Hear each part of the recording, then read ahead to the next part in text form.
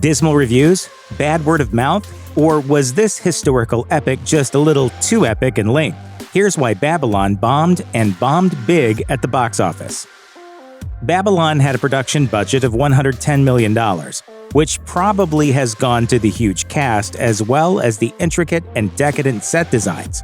Colorful and sweeping, the film features plenty of dizzying scenes of parties, revelers, and mind-numbing hedonism, which probably helps to explain where some of that budget went. Unfortunately, the movie didn't do great during its opening week, making a paltry $3.6 million in 3,343 domestic theaters. Although still freshly released in theaters, projections for Babylon are beginning to look quite abysmal. Although many outlets weren't exactly projecting a massive haul for Babylon, some expected the film to make at least its money back. In late November, Box Office Pro predicted that the movie would have both positives and negatives that may affect its financial prowess. On the positive side, Babylon is a prestige comedy with a star-studded cast. On the negative side, the early reviews weren't exactly the greatest, and historical films tend to be hit or miss with many audiences. They projected Babylon would make $429 million in its first week, with a grand total of between 18 to 39 million in domestic totals. Gaming Zion made a bold, although somewhat tempered bet on Babylon as well, saying that gambling experts predicted a $5 to $6 million opening weekend. If I had money, I would only spend it on things that were fun. As we mentioned earlier, some of the reviews for Babylon weren't exactly strong, which may have impacted theatergoers' willingness to brave the winter weather and catch the flick on the big screen. On Rotten Tomatoes, Babylon currently has a 55% critic rating at the time of this writing.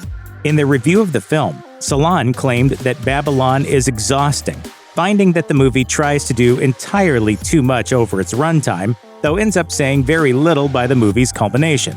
Similarly, Splice Today wrote that the first 90 minutes of Babylon is a hit in the making, but unfortunately the movie continues on for another 90 minutes. Leonard Maltin offered a slightly more nuanced take on the movie and said, "I didn't love Babylon, but I can't condemn it either. How could I when its finale is a love letter to movies and the way they can lift our spirits?" I think what we have here in Hollywood is high art.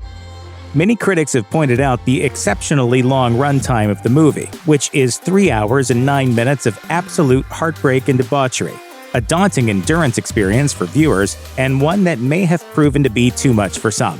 Speaking with Collider, director Damien Chazelle explained that editing the movie proved to be a difficult process, saying that many of the scenes were cut but eventually restored, and this became somewhat of a back and forth throughout post-production. I've been working on this movie for almost 15 years. Chazelle added that, at one point, Babylon ballooned to 3 hours and 40 minutes, and that he and the editing crew had to chip it back down. Chazelle continued, "We definitely did not want it to ever feel like a 3+ hour movie. We wanted people to come out of it feeling like they'd been on an unstoppable roller coaster, and then be almost surprised by how long it was." It's the biggest thing I've ever tried to do. Another aspect that may impact box office performance for Babylon is the negative feedback loop created by articles claiming that the movie has bombed or is in the process of doing so. Nobody is exactly champing at the bit to go see a movie shrouded in negative articles, and one doesn't have to spend too much time reading the news to see what we're talking about. Deadline ran an article with a headline that claims that audiences were not jazzed for Babylon and that the movie has failed to meet expectations, resulting in an unquestionably massive box office bomb. Variety and Vanity Fair also mentioned Babylon and its failure to generate significant revenue during its opening run. Even MovieWeb ran an article claiming that Babylon is the second flop this year for star Margot Robbie, noting that her ensemble movie Amsterdam was also a misfire. These are just a few examples, but it does highlight how negative press can have somewhat of a snowball effect. If you could go anywhere in the whole world, where would you go? Perhaps the biggest reason why Babylon hasn't attracted many large audiences comes down to one big blue reason. Despite the fact that the holiday movie-going experience doesn't exactly have too many adult-oriented movies currently available, the success of Babylon may have been hindered by the sequel to one of the biggest movies of all time, Avatar: The Way of Water. A long-simmering continuation of the story presented in Avatar, The Way of Water is slowly charting its way to box office success.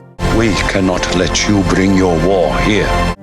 As noted by the numbers, Avatar: The Way of Water is just shy of $1 billion in box office sales at the time of writing, which represents the vast majority of theater-going experiences over the past few weeks.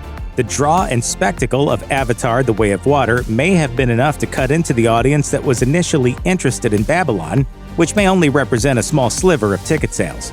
However, families aren't exactly taking their children to see a movie about the rise and fall of 1920s Hollywood that ends on a relatively dour note, at least when one considers that specific period of time.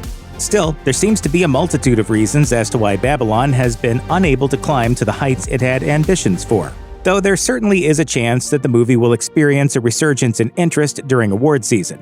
Even though Babylon has been somewhat divisive among critics, all agree on one thing: Margot Robbie's performance is definitely worth some accolades.